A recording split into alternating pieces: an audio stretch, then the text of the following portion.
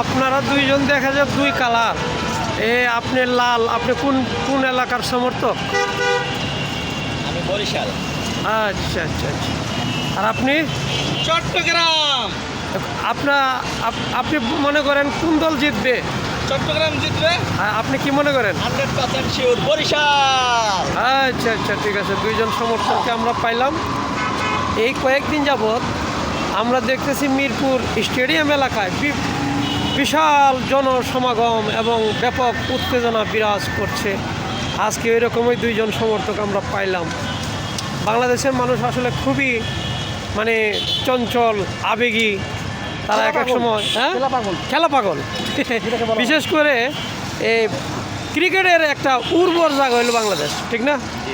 এখানে খেলতে আসছে এই শ্রীলঙ্কা, বিশ্বের এক সময়ের সেরা খেলোয়াড়।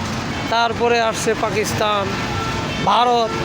যদিও আমাদের দেশটা ভারতের গণ্ডির ভিতরে ছিল, তো স্বৈরাচার মুক্ত হওয়ার পরে আলহামদুলিল্লাহ একটু আমরা ভারত থেকে আলাদা হইতে পারছি।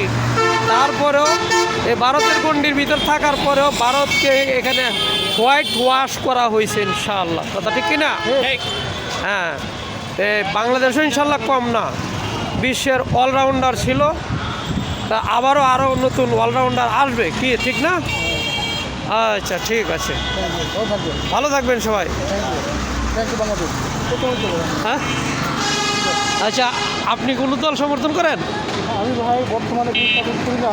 আচ্ছা, তারপরেও যেহেতু বরিশাল ভালো চলতেছে, আচ্ছা আচ্ছা, এদেরকে সমর্থন করি।